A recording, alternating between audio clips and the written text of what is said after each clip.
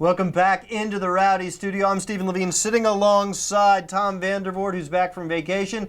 Today's Big Three is brought to you by our good friends at Bristol Motor Speedway, where come August, everything new is old again, or old is new again, or something. Well, Brad Keselowski might be one guy disappointed in the reconfiguration, reconfiguration of Bristol Motor Speedway, because he's coming off a win there. Now he's won at Kentucky, won at Talladega, 3 different kinds of racetracks. You have to be very impressed with Brad Keselowski, do you not? Indeed, and this was an important win because 3 of his poorest performances this season came at Texas, Fontana, and Las Vegas. So to be able to put it together on a 1.5-mile downforce track like he did at Kentucky Saturday night, I think is huge for Brad Keselowski. Not just that it was a different kind of track, but specifically that he performed well on a downforce track. And had to overcome a little adversity to get the victory. And I think the only thing missing probably from Keselowski's game, a little more consistency. Indeed. And if he can stay in the top 10, he'll be atop the point standings come the chase, because unless somebody else gets 3 wins. Right, yeah. 3 wins leads the series. He's 10th in the standings.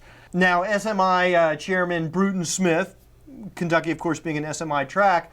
And Bristol. And Bristol, made some comments over the weekend that he would like to see NASCAR throw some additional cautions, or let's say just competition cautions, for no reason other than to bunch up the field. How do you like Brtuon's idea? Well, look, at least he wants to be open about it, right? Right. I mean, I think, it's interesting. I don't think he can do it. I just don't think he can do it from the standpoint of it just changes the sport. Let me ask you this, though. Is it very different than turning off the shot clock at the end of a basketball game or the designated hitter rule in baseball? Is it really philosophically different I think it than is. those sorts of adjustments? I absolutely think it is. I'm not so sure it is that If different. I have a massive lead and you just take it away, it's like, let's say, you win the first quarter. We're going to take that lead away, and whatever, lead you have at the end of the first quarter of the basketball game, but that's going to be a 2-point lead. Right? That's basically what it's saying. Whatever lead you had at halftime, that'll be a 4-point lead. You know what I'm saying? Right, but the underlying reason the designated hitter rule was implemented was to create more offense, create more excitement. The underlying reason the shot clock was implemented was to create more offense, to create more excitement. Isn't that really what Brtuon is talking about? Sure, but it depends on how you do it. I mean, you can't just do it any way you please. Okay, his other suggestion was that Goodyear bring a softer tire that wears out more quickly. Well, that's fine. I think that is a great idea. I don't have any problem with that. The question is, can you do it? I mean, when you're talking about it safely, right?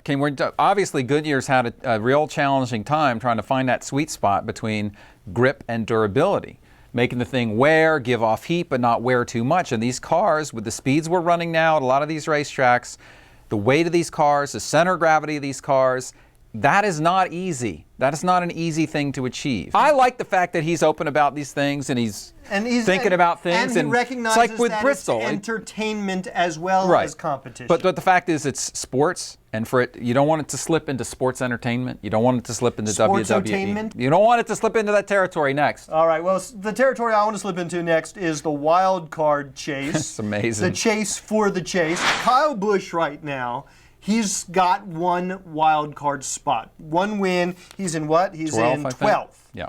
But in 14th, 15th, and 16th, with 1 win each, you've got Kasey Kahne, Ryan Newman, Joey Logano. In terms of points, those guys are tied. They all have 463 points. Well, once again, it's the wild card race that seems to be the most interesting facet of our regular season, and I think you have to like Kasey Kahne right now.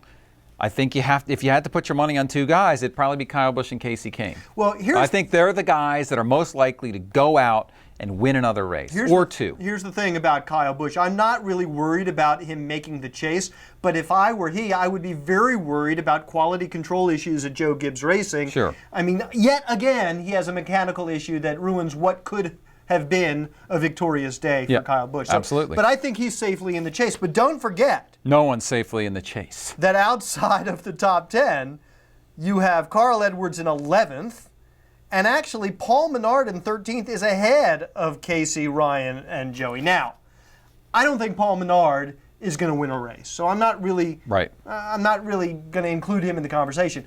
Carl Edwards in 11th.